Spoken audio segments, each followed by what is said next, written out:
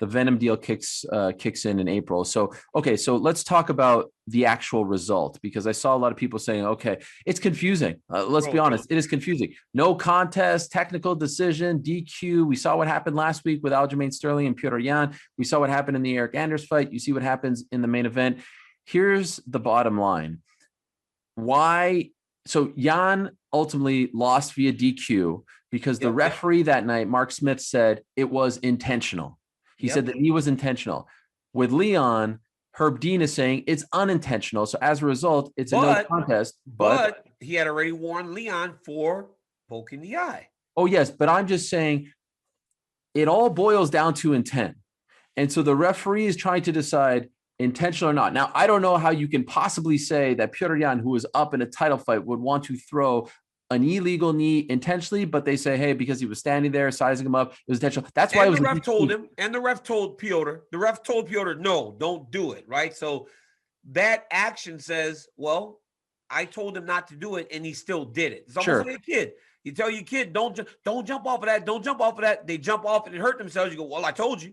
Right. Although he doesn't speak English, it's not fluent in English, at least.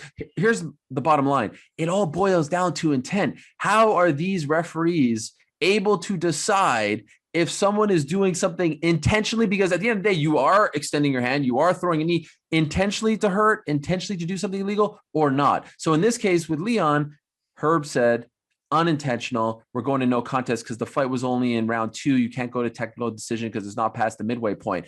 It's a bit confused. Like, how are we deciding intent ultimately? Like, that's honestly, I don't even know, because you could say, well, why doesn't everything just get called a DQ? Well, that's not fair, because now you're going to throw illegal stuff to get out of a fight. Or why doesn't everything just get called a no contest and we run it back? Like, I don't know. How do you feel about this? Because if it's all being boiled down to intent, that gets real murky fast. It gets very murky, and also it puts these officials in a situation, right? It puts them in a very difficult situation because everything's happening in real time.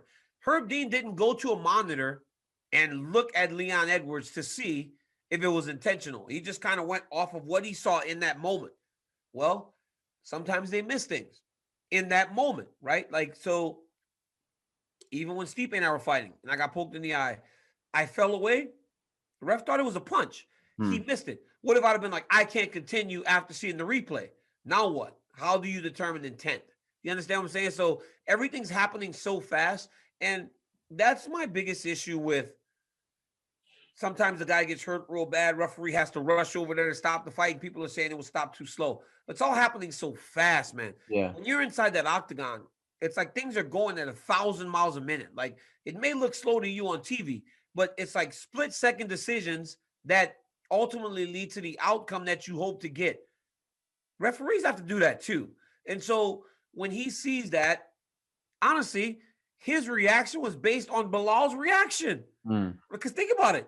When he did the move, Belal fell to the ground. That's when Herb Dean jumped in the middle and was like, wait. Right? Like, he didn't just like go, oh, eye poke, because he's just watching two guys fight as we are.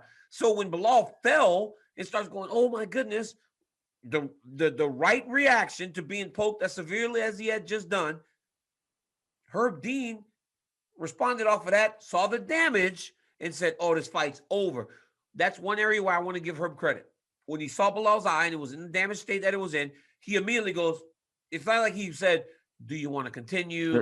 Trying to put the decision in his hands. He said it was over, and then he has to determine whether it was intentional or not. But again, it was based off seeing how Belal reacted to the eye poke that started the whole situation, the whole chain of events. It's happening so fast, man.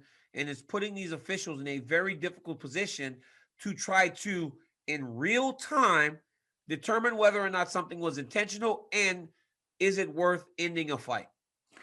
I don't know if there's an answer to the glove issue. I don't know if there's an answer to this particular issue. I do know this. If you look at all the officiating jobs in all of sports, this is I would strongly make the case, even more so than boxing, that MMA officials have the toughest job in all sports because there is so much murkiness. The sport is so young. There's such a gray area. It's also subjective. So I just want to say Mark Smith, Herb Dean, Keith Peterson, Jason Herzog, who I think is one of the best. I was very happy to see Mike Beltran finally get a shot in Nevada.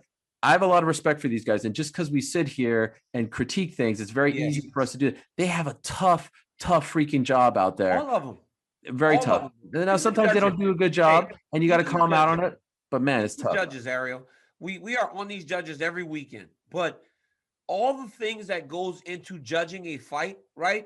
It's difficult. They're sitting out there behind there. They're watching through the cage. There are pillars in the cage at some point you can't see. It's just all these jobs are so extremely hard that we have to respect the people for the time that they give and spend in learning how to do these very, very difficult jobs. And you're constantly out there to be judged, right? You're constantly out there to be judged, right? Herb Dean, it's almost like every week we have a judge or an official getting some sort of flack for a decision they made.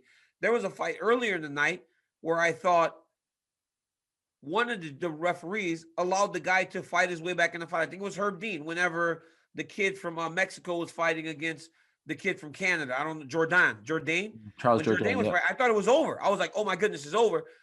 Herb let him continue to fight. The kid got back up and actually fought his way back into the fight. So it's like, it's hard, man. It's hard not to just say this one's done the moment somebody goes to the ground, and it's hard to judge these rounds.